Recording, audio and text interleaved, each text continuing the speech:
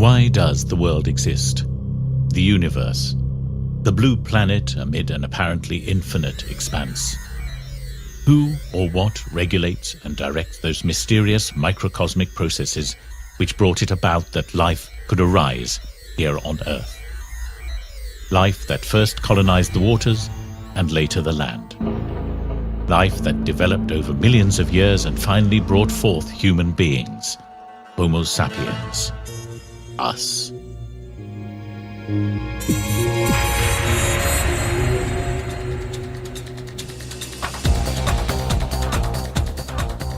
In our present-day affluent society, we pay little heed to the so-called last questions.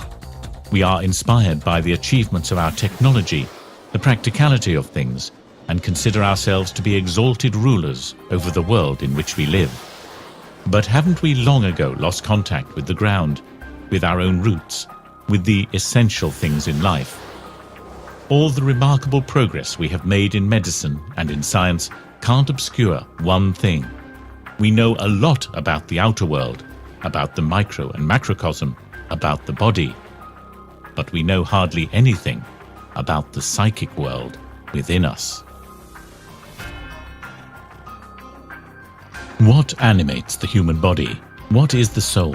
Where does our consciousness come from? The ego. What is it that makes the human being inwardly a human being?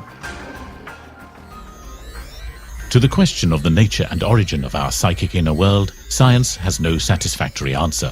According to the present-day materialistic worldview, man emerged only by chance in the course of evolution. He is nothing more than a biological machine which temporarily inhabits our planet.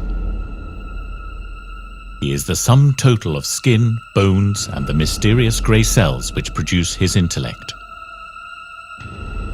He comes into being and perishes with his body. Generations come and go again. But is the human being really just his body? Doesn't the root of our life indeed go much deeper? What makes the human being a human being is his consciousness.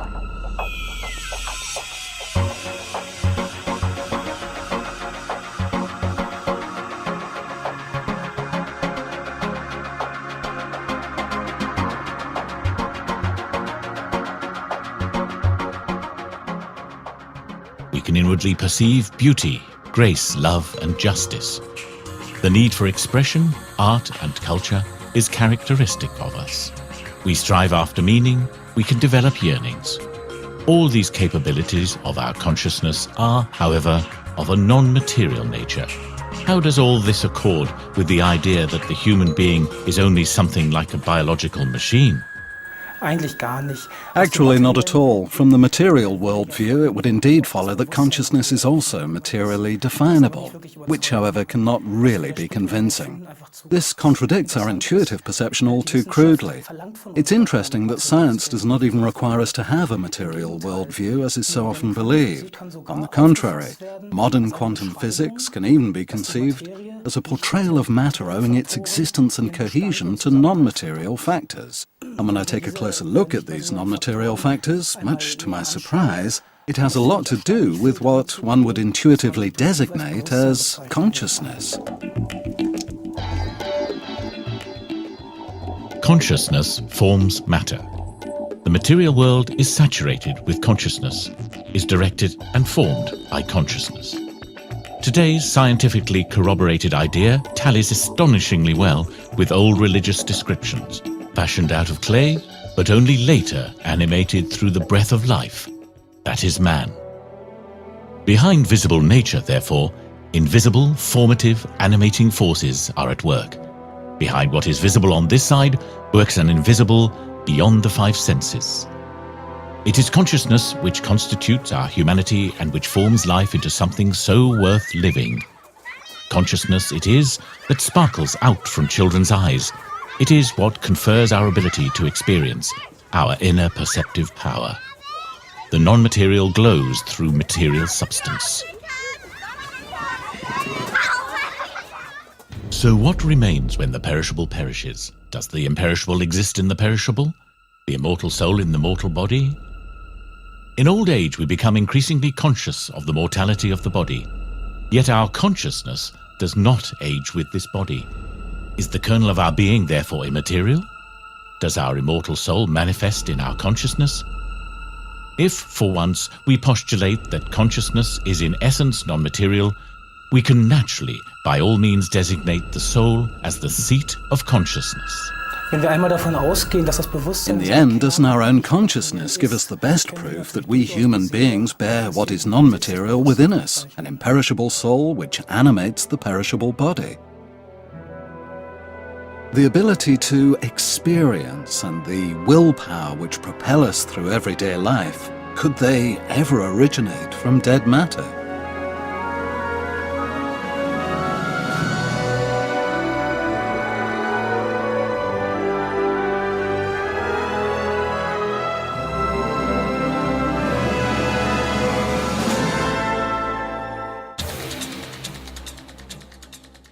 The earthly changes with the changing times, but the non-earthly in us, our psychic inner life, that which distinguishes us as human beings, does not participate in the cycle of coming into existence and passing away.